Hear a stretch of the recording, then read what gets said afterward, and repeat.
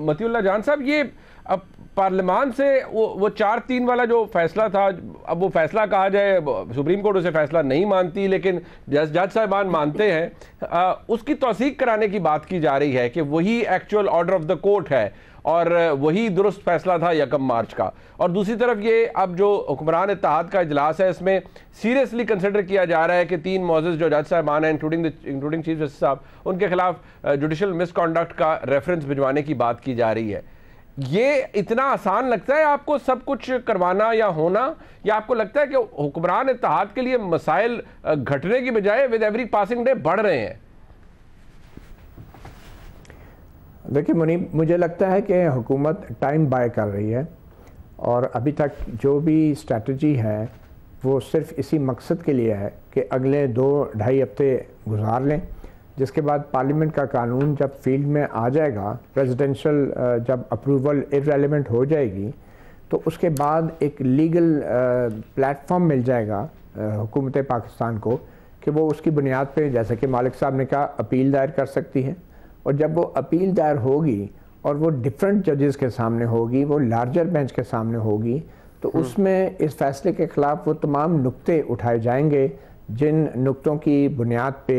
अब judicial misconduct की बातें हो रही हैं, या ये कहा जा रहा है कि ये 4-3 का फ़ैसला था। तो ये टाइम बाय किया जा रहा है। इलेक्शन कमीशन ऑफ पाकिस्तान एक पोस्ट ऑफिस बन चुका है इस वक्त, और ये जो आज शेड्यूल जारी किया है, ये मेरी नॉलेज में और मेरी समझ के मुताबिक ये इलेक्शन कमीशन ऑफ पाकिस्तान का शेड्यूल नहीं है,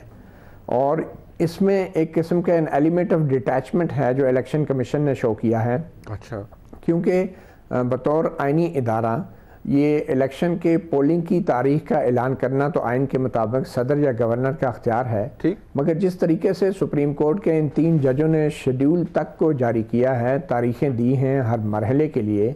ये भी फर्स्ट टाइम ऐसा हो रहा है कि एक बाकायदा शेड्यूल सुप्रीम कोर्ट की तरफ से जारी किया गया है। इलेक्शन कमीशन ऑफ पाकिस्तान अब ना तो कोई सियासी जमात है, ना ही वो कोई सियासी प्लेटफॉर्म है कि जिसकी बेस पे वो खड़ा हो के ये कह सके कि हम सुप्रीम कोर्ट के ऑर्डर को नहीं मानते। इलेक्शन कमीशन ऑफ पाकिस्तान ने आज जो नोटिफिकेशन जारी किया है, उसकी बिटवीन द लाइंस अगर हम समझें तो वो ये वाज़े तौर पे कह रहे हैं कि ये शेड्यूल हमारा नहीं है, ये मनवान सुप्रीम कोर्ट का है, इलेक्शन की तारीख सुप्रीम कोर्ट ने दी है। और अब एक लिहाज से इलेक्शन कमीशन का ये भी एक, वो जो चीफ जस्टिस बंदयाल साहब कहते हैं ना, हमारा एक ये पैगाम था, तो इलेक्शन कमीशन ने भी एक पैगाम दिया है कि अब इन तारीखों पे इलेक्शन होंगे या नहीं होंगे या कुछ और होगा तो उसकी जिम्मेदारी सुप्रीम कोर्ट की होगी, हमारी नहीं। ये बड़ा दिलचस्प एंगल है, बट ये बात जो आपने की है, मिनिस्ट्री ऑफ डिफेंस की रिपोर्ट आई और उसके बारे में जरा ये कहते हैं कि यहाँ पर तक भी पता लगा कि जो रवैया था ऑनरेबल सुप्रीम कोर्ट की जानिब से, शायद सेक्रेटरी साहब से उसकी भी कोई शिकायत आई कि वो भी शायद मुनासिब नहीं था और इस तरह की बातें की गई, और रिपोर्ट को भी कहा जाता है खातिर खा लिफ्ट नहीं करवाई गई। मिनिस्ट्री ऑफ डिफेंस अपने मौक़िफ़ पर कायम रहती है, मतीउल्लाह जान साहब, वो नहीं देते पर्सनल अपनी जगह पर मौजूद रहते हैं। तो इलेक्शन किस तरह से होगा? और ये जो 11 तारीख वाली बात बड़ी इंस्ट्रक्टिव है जो मालिक साहब ने पॉइंट आउट की कि आपने कोई ना कोई ट्रांच तो देनी है हुकूमत ने अगर इलेक्शन करवाना है इलेक्शन कमीशन को, क्योंकि इलेक्शन कमीशन ने अपने अमले से तो इलेक्शन नहीं करवाना ना, पैसे तो चाहिए। तो अगर पैसे नहीं मिलते तो ये 20 तारीख तक कैसे खींचा जाएगा मामला? क्या आपको लगता है कि उससे पहले सुप्रीम कोर्ट की तरफ से भी बड़ा हर्डली कोई कंटेम्प्ट प्रोसीडिंग्स शुरू हो सकती हैं, नोटिस इशू हो सकता है वज़ीर आज़म को या काबीना को? देखिए, डिपेंड करता है कि इलेक्शन कमीशन ऑफ पाकिस्तान क्या रिपोर्ट देता है और उस रिपोर्ट में कौन से अल्फाज का वो चुनाव करता है। अगर तो इलेक्शन कमीशन ऑफ पाकिस्तान ये वाज़े तौर पे अपनी रिपोर्ट में लिखता है कि इन इदारों ने सुप्रीम कोर्ट के हुक्म की खिलाफ वर्जी की है और तावन नहीं किया, तो वाज़े तौर पे सुप्रीम कोर्ट के पास फिर एक फैसला करना होगा कि तौहीन अदालत की कार्रवाई की जाए और किसके खिलाफ की जाए, ये भी बड़ा अहम है। क्या वजारत दफ़ा, वजारत ख़जाना और वजारत दाखिला के ख़िलाफ़ होगी या उस पूरी वफाकी काबीना के ख़िलाफ़ होगी, जिसके बारे में अब कहा जा रहा है कि फवाद चौधरी कह रहे हैं कि शायद उनके पूरी काबीना के ख़िलाफ़ तौहीन अदालत की कार्रवाई हो सकती है। जो 63A का वो कह रहे हैं वो 63G है असल में। मगर ये जो